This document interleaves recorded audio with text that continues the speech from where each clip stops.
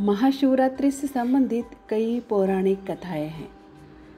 पहली कथा यह है कि समुद्र मंथन अमर अमृत का उत्पादन करने के लिए निश्चित था, लेकिन इसके साथ ही हलाहल नामक विष भी पैदा हुआ था। हलाहल विष में ब्रह्मांड को नष्ट करने की क्षमता थी और इसलिए केवल भगवान शिव ही इसे नष्ट कर सकते थे। भगवान शिव ने हलाहल नामक विष को अपने कंठ में रख लिया था। जहर इतना शक्तिशाली था कि भगवान शिव बहुत दर्द से पीड़ित हो रहे थे और उनका गला बहुत नीला हो गया था। इस कारण से भगवान शिव को नीलकंठ कहा जाता है। उपचार के लिए चिकित्सकों ने देवताओं को भगवान शिव को रात भर जागते रहने की सलाह दी थी। इस प्रकार भगवान शिव के चिंतन में एक सतर्कता रखी।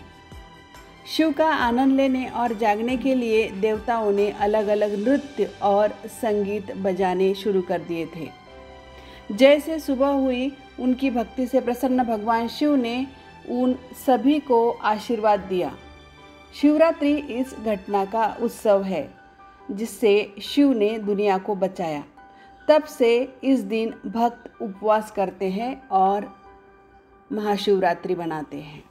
दूसरी कथा यह है कि एक बार पार्वती जी ने भगवान शिव शंकर से पूछा, ऐसा कौन सा श्रेष्ठ तथा सरल व्रत पूजन है जिससे मृत्युलोक के प्राणी आपकी कृपा सहज ही प्राप्त कर सकते हैं। उत्तर में शिवजी ने पार्वती को शिवरात्रि के व्रत का विधान बताकर यह कथा सुनाई। एक बार चित्रभानु नामक एक शिकारी था। पशुओं की हत्या करके वह अपने कुटुंब को पालता था। वह एक साहूकार का ऋणी था, लेकिन उसका ऋण समय पर चुका नहीं पा रहा था। क्रोधित साहूकार ने शिकारी को शिवमठ में बंदी बना लिया था। संयोग से उसी दिन शिवरात्रि थी। शिकारी ध्यानमग्न होकर शिव संबंधी धार्मिक बातें सुनता रहा। चतुर्दशी को उसने शिवरात्रि का व्रत कथा भी सुनी। संध्या होते ही साहूकार ने उसे अपने पास बुला लिया और ऋण चुकाने के विषय में बात की।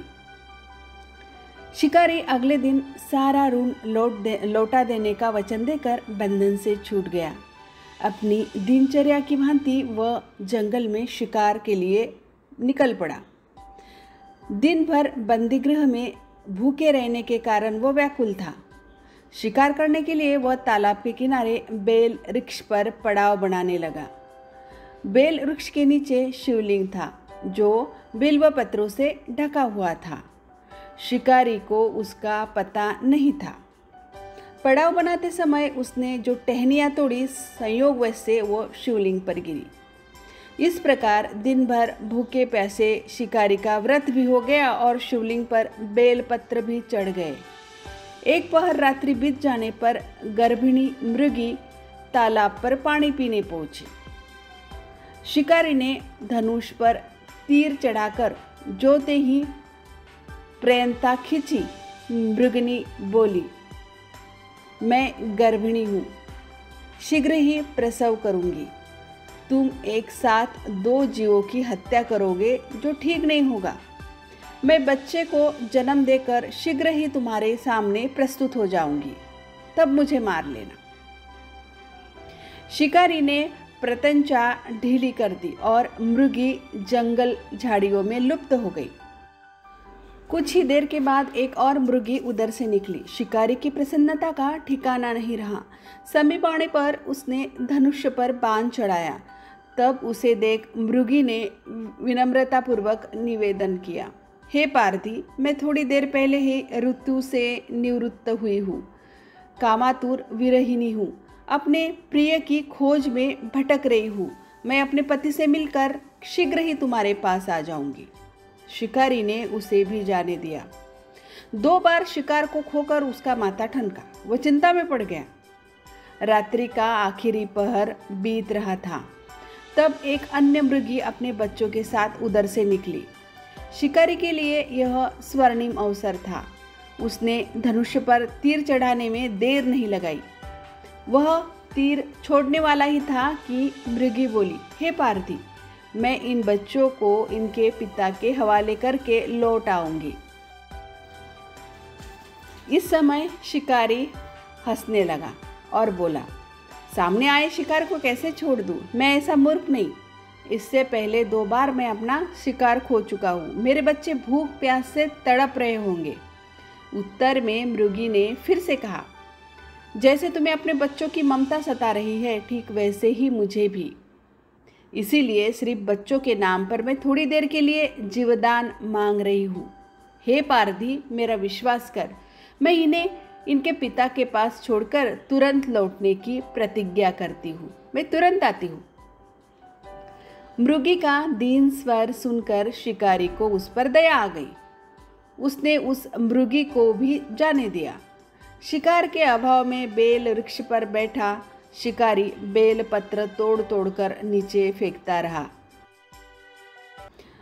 फिर उसने और एक मृग को देखा और उसको मारने के लिए तैयार हो गया। तब वो मृग फिर से बोला कि यदि तुमने मुझसे पूर्व आने वाली 3 मृगियों को तथा उनके छोटे बच्चों को मार डाला है तो मुझे भी मार डालो। मैं उन मृगियों का पति हूँ। यदि तुमने उन्हें जीवन दान दिया है तो मुझे भी थोड़ी देर के लिए जीवन देने की कृपा करो। मैं उनसे मिलकर तुम्हारे समक्ष उपस्थित हो जाऊंगा। मृग की बात सुनते ही शिकारी के सामने पूरी रात का घटनाक्रम घूम गया। उसने सारी कथा मृग को सुना दी। तब मृग ने कहा, मेरी 3 पत्नियां जिस प्रकार प्रतिज्ञाबद्ध होकर गई हैं, मेरी मृत्यु से अपने धर्म का पालन नहीं कर पाएगी। अतः जैसे तुमने उन्हें विश्वास पात्र मानकर छोड़ दिया है, वैसे ही मुझे भी जाने दो। मैं उन सबके साथ तुम्हारे समक्ष शीघ्र ही उपस्थित होता हूँ। मृगी का दीन स्वर सुनकर शिकारी को उस पर दया आ गई। उसने उस मृगी को भी जाने दिया। शिकार के अभाव में बेल वृक्ष पर बैठा शिकारी बेल पत्र तोड़ तोड़ कर नीचे फेंकता जा रहा था। उपवास, रात्रि जागरण तथा शिवलिंग पर बेल पत्र चढ़ने से शिकारी का हिंसक हृदय निर्मल हो गया था। उसमें भगवत शक्ति का वास हो गया था। धनुष तथा बाण उसके हाथ से सहज ही छूट गया।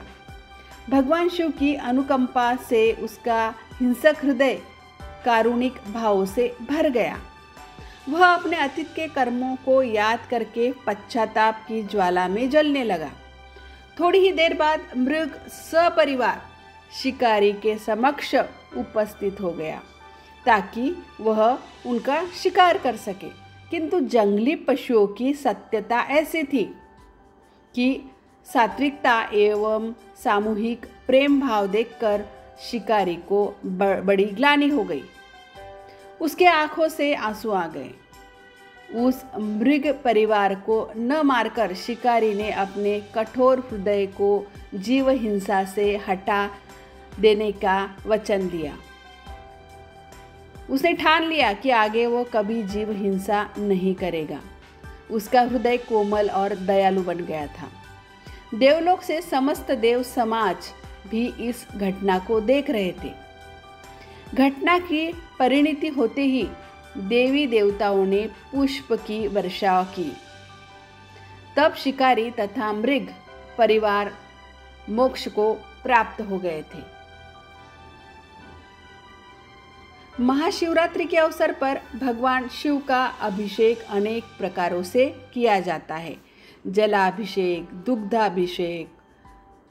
बहुत जल्दी सुबह सुबह भगवान शिव के मंदिरों पर भक्तों, जवान, बूढ़ों का तांता लग जाता है और सभी शिवलिंग की पारंपरिक पूजा करते हैं। कथा कैसे लगी जरूर बताएं। धन्यवाद।